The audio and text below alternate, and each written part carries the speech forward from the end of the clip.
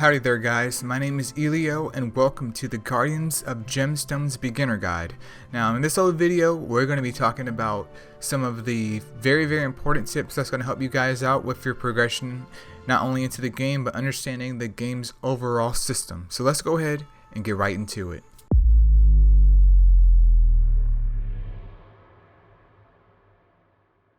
Alright, so here we are on the home screen of the game. Now I can't remember if there's a tutorial for it. I do believe there is like a small one, but it's super duper short, so there's nothing really to talk about with that. Just get through it and then you'll be brought to the main hub of the game, which you will see fairly often since once you log in, this is what you'll see. Now there's a lot going on here, but the UI in itself is pretty clean and there's a couple of things that we can focus on. But I'm just going to go ahead and just cover things as I see them. So this right here is just your player emblem. You can change it with whoever that you want. The game also shows you how many heroes you have at the moment and what your power level is and your most commonly used team and everything. Now as your account levels up, you will have access to more things, but we'll get into that as we go along. So right here is just a season pass. Obviously I'm just on the free one. You can choose to donate if you want, there's nothing wrong with that, but you do get extra benefits with the season experience. Obviously the silver pass and gold pass give you a lot more for your money because you are paying for it. Moving on here though, we have gold. And the game does give you free gold every single day, but it's very minimum, so I don't even count it. And then next up we have over here the little green teardrop. That is your experience stones. Now you can watch ads, and the amount of free experience stones that you get also depends on the level of your account for that ad. So you can watch it 3 times a day, and at the moment with me being level 13 on my account, I get 3,500 experience stones a day. Even if you just start the game today, I literally always try and watch those because that experience stones is very handy. So is the gold. Moving on, next up we have the diamonds over here.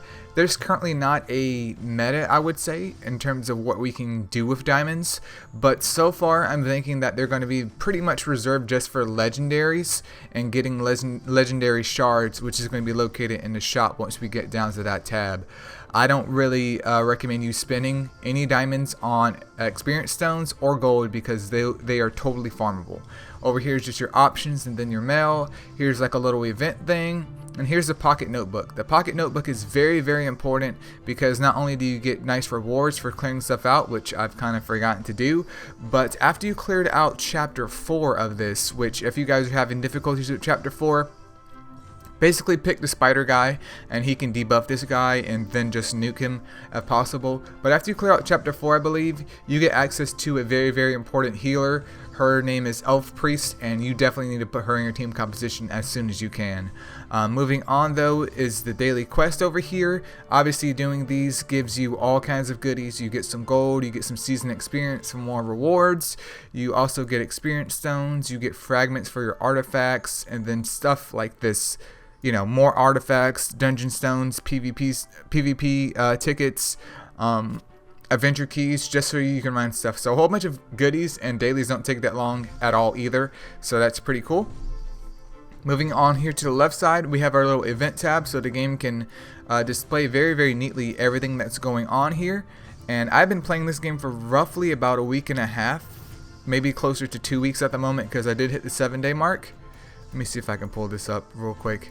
Actually, this is the amount of time I've been playing the game so far. So we're looking at, yeah, almost 2 weeks at the time of this video before everything resets. And this right here is just your idle rewards for the auto battle. And as you can see right here, as you progress in your adventure, this is going to go up. But I'm earning 50 gold and then 5 experience stones per minute. And it's got some of that, and that's a decent chunk. And when you log in, depending on how long you are away from the game, you do get like some goodies over here, which is an artifact, some skill books, stuff for enhancing your gear, etc. Moving on to the bottom though, we have the shop over here, the shop tab. You can choose to get this growth pack, but I'm going to tell you guys already, don't do it because all 3 of the members that you start off with, Luke, Sapphira, and Leo, they're all abysmal. I don't recommend you investing into them more than what you need because it's just not worth it. The daily hero tab, once you've pulled like an X amount of certain types of heroes in terms of their rarity, which we'll get into quite quickly, you have access to this tab where you can earn additional shards for whatever character that you're trying to build. Now, I would buy some of this stuff just so you can get it out of the way for achievements during certain events, but other than that, the main focus of this is just learning to invest in the right character at the right time. Like, you don't have to spend all your gold on getting fragments for these characters because we have other ways of getting it. Moving on though is the hero packs, which is what I referred to with the diamonds. I currently haven't spent my diamonds on a hero pack, but the theory behind this is that this will rotate on hopefully a monthly basis. So in terms of investment, it's something that you can look forward to, because if you have a certain legendary and or a certain epic and this character happens to be in here, this may be a good time to go ahead and purchase some shards for them, because look right here, the giant shards for epic heroes, we get 20. We also get 20 epic hero shards and 5 rare hero shards. In terms of getting like the legendary hero shards, it's already super duper rough, because while I do have a couple of legendaries, I haven't gotten them pulled again just because rates are so low. I'm unsure if the game later on will allow us to earn maybe like a shard per week, or 2 shards per week depending on the system, but right now I'm just holding off on diamonds until I find like a very solid use for them, because once again, gold and experience stones for your diamonds is just a waste when it's farmable and you have to farm already. Currency is just more donation stuff, diamonds is just more donation stuff, which once again, if you enjoy the game, I definitely don't have any problems with anyone going out there and donating, because 433, in case you guys don't know, I do also play another 433 game. It's called Monster Super League. It's a pretty good game. They've recently been a lot more receptive to their player base, and yeah, it's pretty cool. But moving on though, we have the shop over here, which consists of our black market, friends, and ruins.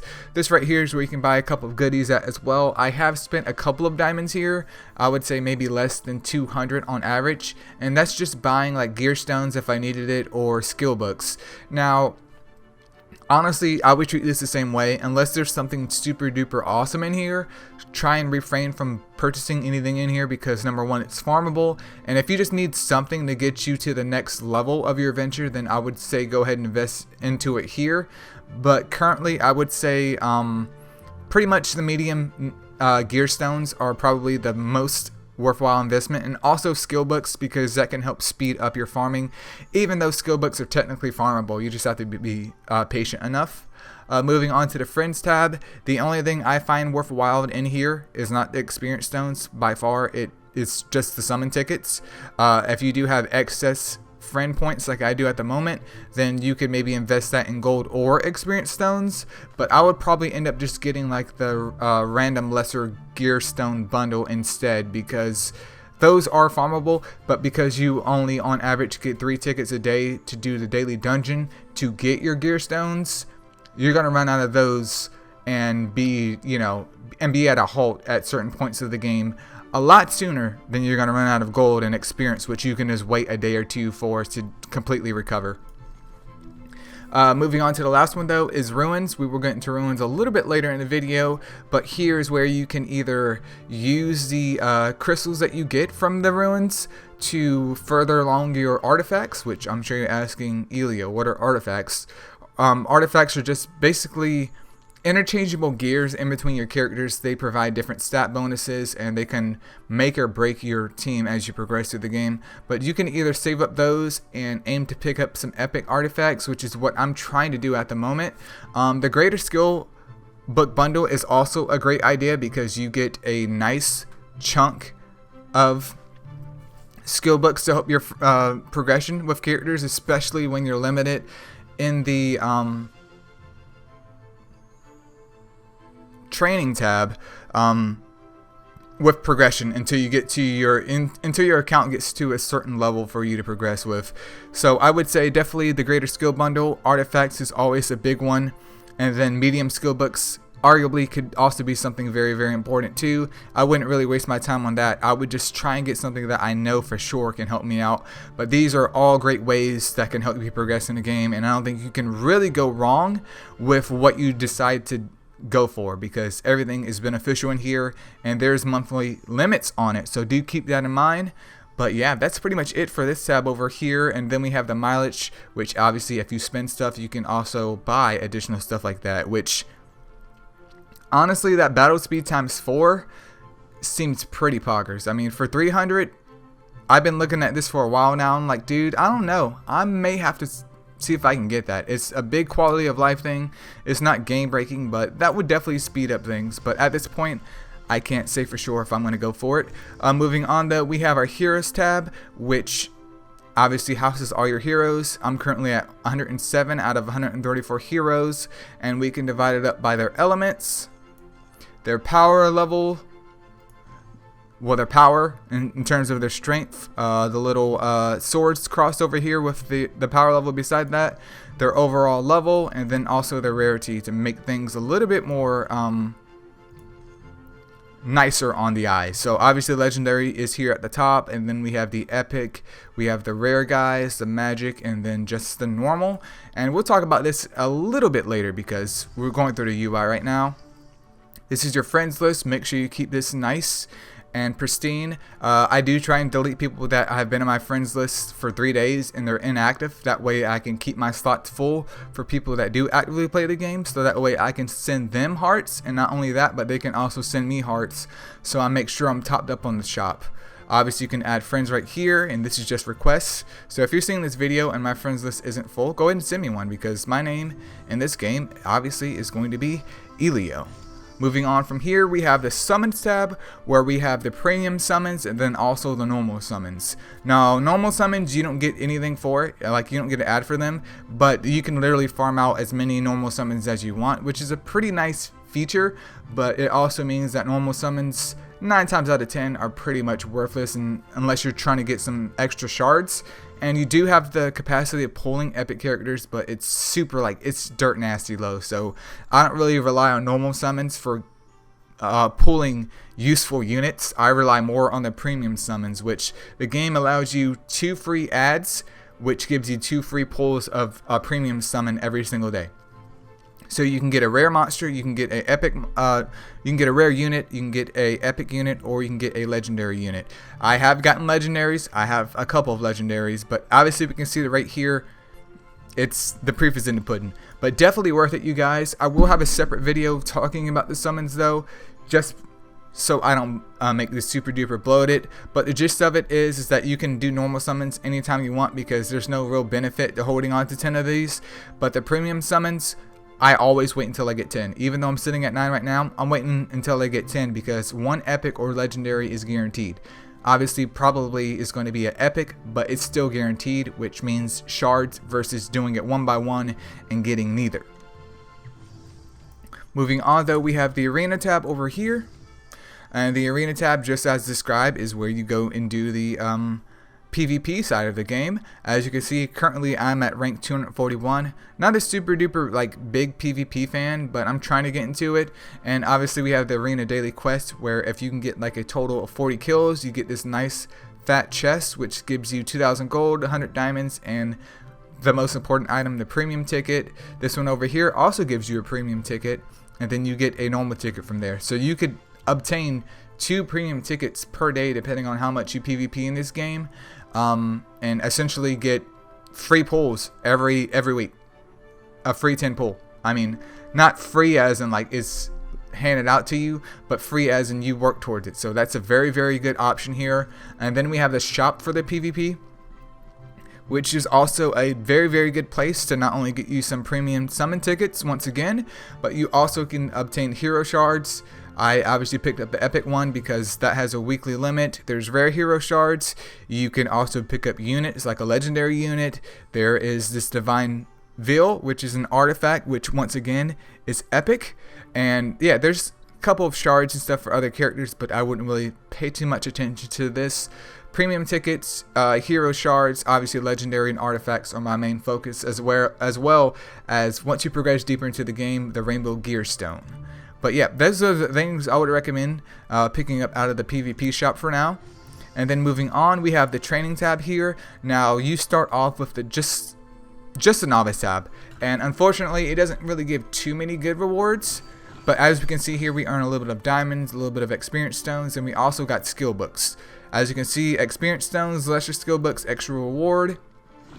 And I unlock this one at level 13, which is a normal one where I get experience stones, medium skill books, and extra rewards. So the game is starting to ramp up for me a little bit more now, because I'm able to book up a lot more characters, which we will be getting into fairly soon, you guys. It's coming.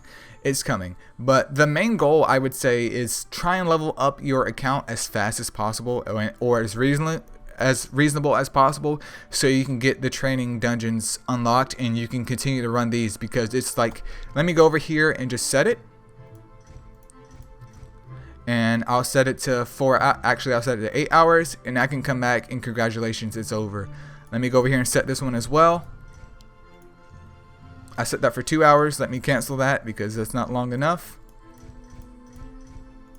Set it for 8 hours, come back. Congratulations, it's over. We earn skill books that will help us power up our characters. That's the only thing in the training tab that exists.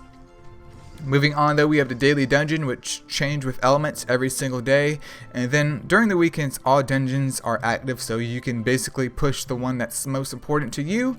And as you go through here and clear out certain stages, depending on whatever zone that you're in, you will be rewarded with the chest right here, which obviously will tell you guys what you get from it.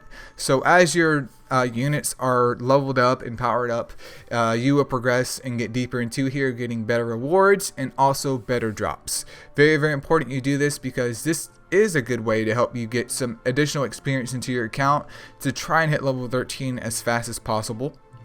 And obviously you just need to have different elements, because it's locked to that element of what you're trying to do and progress. So in terms of element, even though it's obviously fire, you can only use fire units here, and the stronger they are, the deeper you can get into the dungeon. Same thing for all of the other elements. And then we have ruins over here. Ruins is another idle part of the game. This isn't like a super duper idle game, but essentially you're gonna run through this with the strongest crew that you have, which probably should be your main team that you're using for the adventure. And the higher that you go into the ruins, the better the rewards are naturally. I mean, there's also a chest here for reaching certain floors for rewards, but the higher up you go, the more of the currency in terms of gold and the crystal fragments you will earn per minute. And now this does max out every 8 hours, so the game does want you to log in at least, twice a day is perfectly fine for this, especially if you're busy.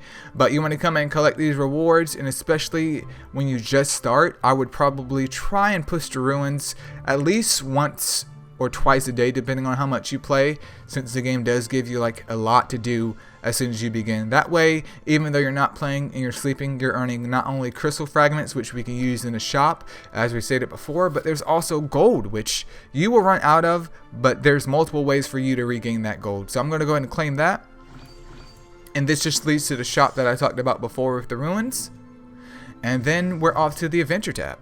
Now the adventure tab is where the game in itself takes place. You start from chapter 1 and then it goes to chapter 11. I'm currently on the difficult mode, aka the hard mode, and it's been a blast, you guys. I will have a separate video just on progression in itself, but what I can tell you guys is what you want to do is basically focus on 4 units, and as you go through the game, level up those 4 units as equal as possible, and make sure you're farming out whatever units that you decide to use. Make sure you farm out their character shards, because that is going to be a very, very big issue that you're going to run into fairly soon if they're not awakened, because their stats are going to be dirt nasty low, and their damage also isn't going to be that super duper great. But let's go ahead and finally dive into the characters, which will help me more with the progression side of this guide. Alright, so we're over here at the characters tab, and we're going to go into a more in-depth look at it. Right here we have my boy FV054. He is a complete poggers of a unit. Dude is probably one of my favorite in the game so far. I ended up picking him on a whim, and then I found out that he was actually good because I actually decided to read. But here's how the character progression and character building in the game works. So over here at the top right, we have his character shard, which you need X amount of shards to help awaken your character. As you can see, I have 2 notches right here, which means that he's 2 out of 5 awaken, so he's level 2, and the more that you awaken a unit, not only do their stats greatly increase, as we can see right here, increases base stats greatly, HP, attack, and skill, but their max level for their gear increases, and then also they also get bonuses according to their type, I believe, of what they get from awakening to the next level.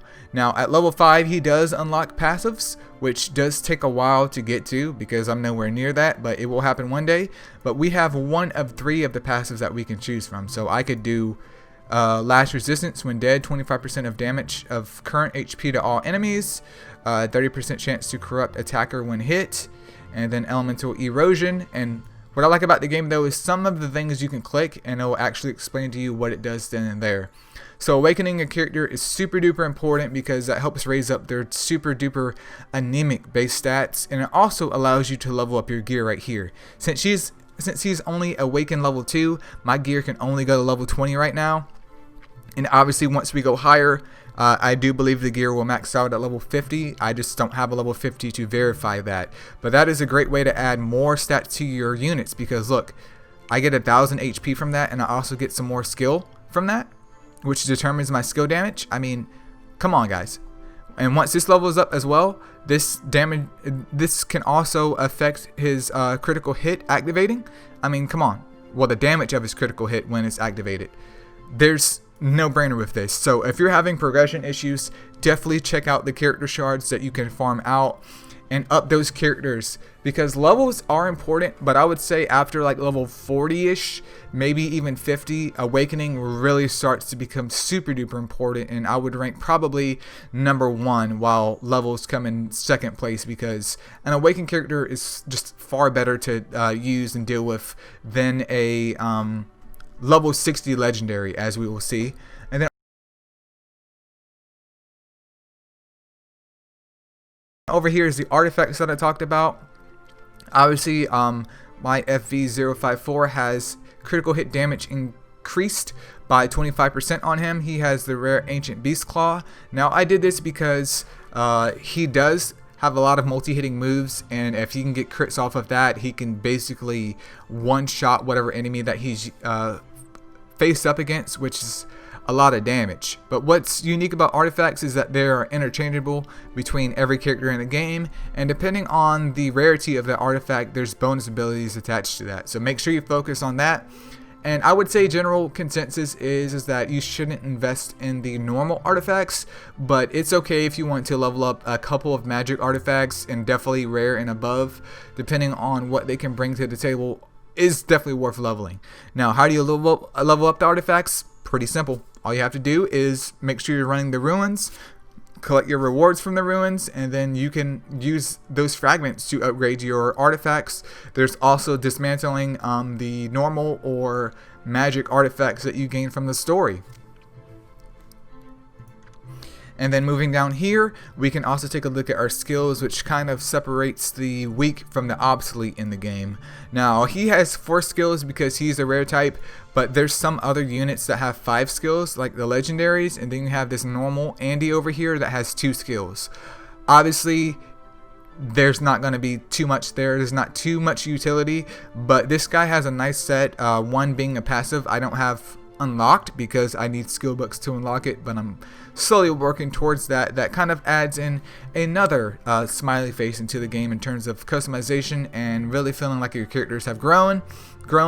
But the skill books that you get from doing the training is where you put to work here. It does cost gold and an X amount of skill books, but guys, it's just it's so worth it. Like, him getting defense down on his skill right here was the stepping stone for me of realizing, wow, this unit is actually pretty poggers, dude. This unit is actually pretty brilliant. And then moving on to here, his other active is Penetration Spear, which you can also upgrade, and I have upgraded it because it's level 2 out of 3, and then the cooldown on it is 3 turns. So there's a lot of different things going on with the system, which is turn-based in case you guys haven't seen gameplay of it. And skill booking up your units not only adds in some additional damage to them, but it also gives them more utility with their skills. Literally, a skill book can change a unit from just utter and complete trash to actually usable. So that's something very, very important that you need to focus on. But other than that, I think this video has gone on long enough. This is just a guide to get you acquainted with what's going on in the game. And I will leave you guys, because there are going to be other videos on the channel specifically for this game to help out all the ones there. But I want to leave you guys with a little tip that has helped me as I've dived deeper and deeper into Guardians of Gemstones. Never ever buy gold or experience with diamonds, which I mentioned earlier in the video. Never do that, because once you start farming out stuff, you will notice that you get that with every single level. There's also the double reward, which will be its own separate video, and depending on what level and difficulty that you're on, you're able to farm out character shards. Now, if you're having issues in terms of progression of getting through a stage, then your biggest focus should be on character shards for awakening. And then also, I mean, like I said before, you get experience and gold multiple ways throughout the game. It's going to run out quick, but you will get it back, and don't waste something that is limited on something that is infinite with patience, if that makes any sense. But I'm going to go and end the video here, you guys. There's going to be a lot more coming out in terms of the channel of Guardians of Gemstones, because I'm having a blast with it. And if you haven't considered already, and this guide helped you out quite a bit, feel free to leave a comment below. Subscribe if you haven't considered already, and do check out the links that I'll have in the description, which will lead to the Discord that I've made of the game, and also the Reddit of the game, which provides a little more in-depth information in terms of the game, and like character shard information for farming. There's a tier list I'm working on. There's just a lot going on. But anyways, you guys, thank you so much for your time, and this is Elio signing out.